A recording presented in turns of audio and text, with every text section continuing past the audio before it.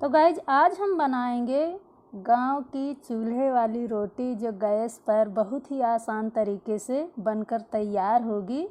तो आप सभी का स्वागत करती हूं अपने प्रीति स्पेशल रेसिपी में। तो गाइज अगर आप हमारे चैनल पर नए हों, अभी तक हमारे चैनल को सब्सक्राइब ना किए हों तो हमारे चैनल को सब्सक्राइब करें और बेल आइकन बटन ज़रूर दबाएं ताकि हमारी हर नोटिफिकेशन आप तक पहुंच सके और हमारे वीडियो को पूरा देखें, स्किप ना करें। तो चलिए शुरू करते हैं। तो हमने लिया है गेहूं का आटा। तो हमने आटे में कुछ नहीं मिलाया है, सिंपल आटा हमने लिया हुआ है और ये आटा हमारा हल्का मोटा भी है और रोटी के लिए मोटा आटा ही चाहिए।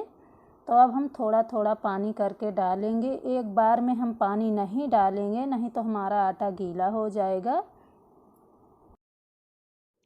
तो जितने आटे में हमने पानी मिलाया है तो उसको हम हल्का सा गूंथ कर मिक्स करके पानी में उसको हम अलग कर देंगे इस तरीके से। और जो सूखा आटा है तो उसमें हम फिर से पानी डालेंगे, तो उसको भी इसी तरीके से गूंथ लेंगे।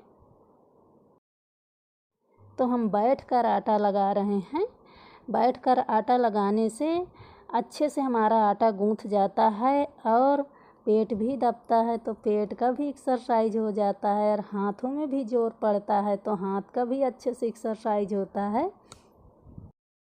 तो अब हम हाथ में थोड़ा सा पानी लगा लिए हैं। तो इस तरह से जिस बर्तन में हम आटा लगा रहे हैं तो उसे अच्छे से इसी तरह हम आटे के द्वारा साफ़ कर लेंगे। आप देख सकते हैं इसमें तनिक भी आटा नहीं लगा रहेगा। बहुत से लोग आटा लगाते हैं तो ढेर सारा उसी बर्तन में आटा लगा रहता है। तो अब हम अच्छे से इसे 10 से 15 मिनट तक लगातार गूंथ लेंगे। जितना हम गूंथेंगे उतनी हमारी अच्छी रोटी बढ़िया मुलायम बनेगी।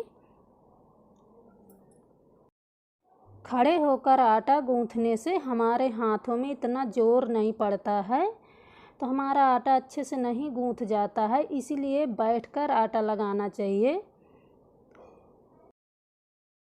रोटियां तो हर घर में बनती हैं, लेकिन बहुत से बच्चे हैं जो बाहर पढ़ने जाते हैं तो उनको नहीं रोटी बनाना आता है, तो इसीलिए मैंने वीडियो बनाया है।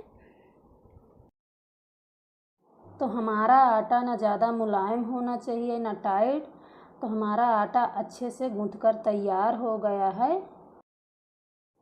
और ये जो आटे में हमने अंगुलियों के निशान छोड़ दिए हैं, तो जो ये पिंडदान होता है उसमें अंगुलियों के निशान नहीं रहते हैं, वो हमारे पितरों के लिए रहता है। और ये आटा जो हम गूंथे हैं तो ये अपने लिए है, इसीलिए इसमें अंगुलियों के निशान छोड़ दिए जाते हैं, क्योंकि ये पितरों के लिए नहीं है। तो अब चलिए शुरू करते हैं। तो हमने एक चकला ले लिया है और उसी में छोटी छोटी लोइयाँ कट कर लेंगे। थोड़ा सा आप इसे छोटी या बड़ी भी कर सकते हैं। जो हम रोटी बनाने जा रहे हैं तो इसमें ना हम परथन लगाएंगे जो सूखा आटा है और ना पानी लगाएंगे, ऐसे ही हम इसको बेलेंगे। तो हम थोड़ा सा बड़ी कर लेंगे इस तरीके से लोई को और बेल लेंगे। तो चकले में क्योंकि इसमें परथन नहीं लगा है तो ये बार बार चिपक रहा है, तो ऐसे उठा उठा कर हम बेल लेंगे।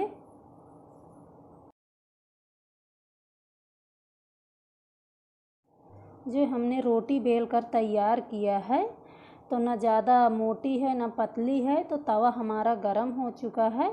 अब हम तवे में डाल देंगे। तो ये हमारी रोटी हल्का सा तवे पर फूल रही है, तो इसे हम पलट देंगे क्योंकि पलटने लायक हो गई है। और अब हम एक बार चेक कर लेते हैं। तो इसे हम थोड़ी देर और तवा में पड़ी रहने देंगे। थोड़ा सा पीछे साइड हल्का सा टाइट हो जाए तब हम रोटी को सेकेंगे। तो बहुत बढ़िया हमारी रोटी बनकर तैयार होगी। तो हम पीछे साइड पहले सेकेंगे, फिर इसके बाद आगे। तो इसी तरीके से हम चूल्हे पर भी सेकते हैं पहले, क्योंकि हल्का सा पहले हम पीछे रोटी सेकेंगे तो उस साइड ये मोटी हो जाती है और एक साइड ये पतली रोटी रहती है। तो आप देख सकते हैं बढ़िया चूल्हे वाली रोटी बनकर तैयार हो गई है। अब हम आपको जो गांव में हथपोई रोटी बनती है उसे हम आपको पोकर दिखाएंगे। तो हल्का सा लोई को हम बड़ी कर लेते हैं, क्योंकि इसे हम हाथ से पोएंगे तो हल्का मोटी रहेगी।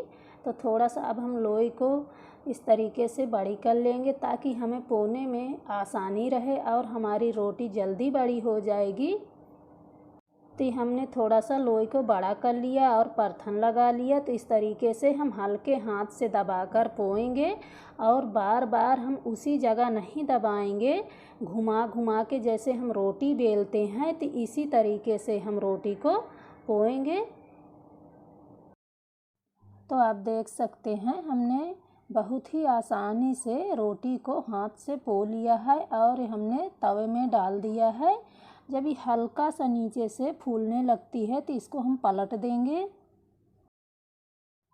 तो एक बार हम चेक कर लेते हैं तो इसमें रोटी में हल्के हल्के दाने पड़ गए हैं। तो अब हम पीछे साइड पहले रोटी को सेकेंगे, क्योंकि हाथ की पोई रोटी है। इसके बाद हम आगे रोटी सेकेंगे। इस तरह में एक तरफ रोटी मोटी रहती है, दो भाग रहते हैं, एक तरफ पतली रहती है। तो आप देख सकते हैं कितनी बढ़िया हमारी रोटी सेक कर तैयार हुई है। और अब हम आपको रोटी बेल कर दिखाएंगे कि कैसे हम बेलते हैं। तो हम बेलन को ज़्यादा दबाएंगे नहीं, हल्के हाथ से हमें बेलन पकड़ना है और घुमाएंगे। तो एक बार हमने फिर से परथन लगा लिया है और इसे फिर हल्के हाथ से बेलेंगे। आप देख सकते हैं हम बेलन नहीं दबा रहे हैं, बस हमें हल्का सा हाथ घुमाना है, ढीले हाथ से हमें बेलन पकड़ना है। तो हमारी रोटी बेलकर तैयार हो गई है। अब इसे हम तवे में डाल देंगे। तो हमने रोटी को पलट दिया है तवे पर और अब हम रोटी को पहले आगे वाला भाग रोटी का सेकेंगे, क्योंकि बेल कर हमने रोटी बनाया है। इसके बाद हम पीछे साइड रोटी को सेकेंगे।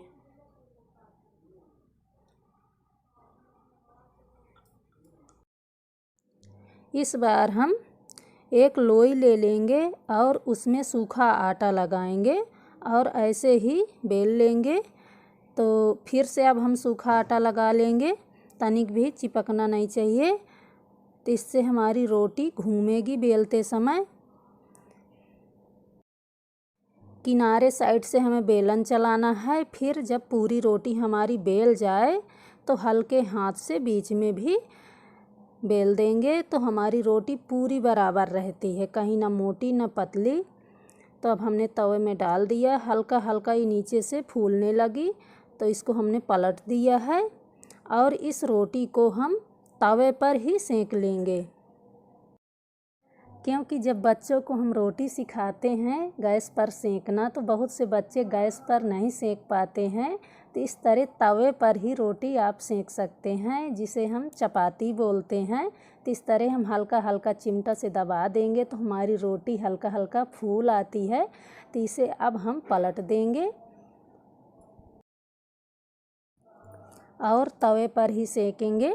तो एक हम सूती कपड़ा ले लेंगे और उसी के सहारे हम चारों तरफ रोटी को हल्का हल्का दबा देंगे। तो आप देख सकते हैं हमारी रोटी अच्छे से फूल आई है।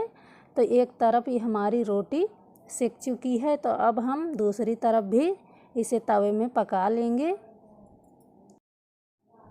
तो ये हमारी चपाती बनकर तैयार हो गई है। आप देख सकते हैं ये दोनों तरफ अच्छे से सिक चुकी है। जो हमने हाथ में रोटी लिया हुआ है तो इसे बिना परथन पानी के हमने बनाया है। और ये जो रोटी लिए हैं तो इसे हमने हाथ से पोकर बनाया, जिसे हथपोई रोटी कहते हैं। और ये दो रोटी हमने बेल कर बनाया है, गैस पर सेंका है। और इस रोटी को चपाती कहते हैं। तो इसे हमने तवे पर सेंका है। लेकिन हमारे यहाँ ये जो दो रोटियां हैं तो ज़्यादा पसंद की जाती है, जिसे हथपोई रोटी या बिना परथन पानी के बनती है। तो इसे हमारे यहाँ ज़्यादा पसंद की जाती है। तो इसे हम अधिकतर ज़्यादा ही बनाते हैं। और ये जो परथन वाली रोटी है आप इन्हें देसी घी के साथ खाएं। और ये जो बिना परथन की रोटी है तो इसे बिना घी के भी साथ खा सकते हैं, क्योंकि इतनी सूखी नहीं रहती है। तो हमने बहुत ही आसान तरीके से चूल्हे वाली रोटी गैस पर बनाना बताया है, तो आप भी इसी तरीके से बना सकते हैं। तो आज का हमारा वीडियो कैसा लगा? अगर हमारा वीडियो पसंद आया हो तो प्लीज़ हमारे वीडियो को लाइक करें, ज़्यादा से ज़्यादा शेयर करें और हमारे चैनल को सब्सक्राइब करें। तो हमें कमेंट करके ज़रूर बताइएगा। तो मिलते हैं अगले वीडियो में, तब तक के लिए बाय बाय।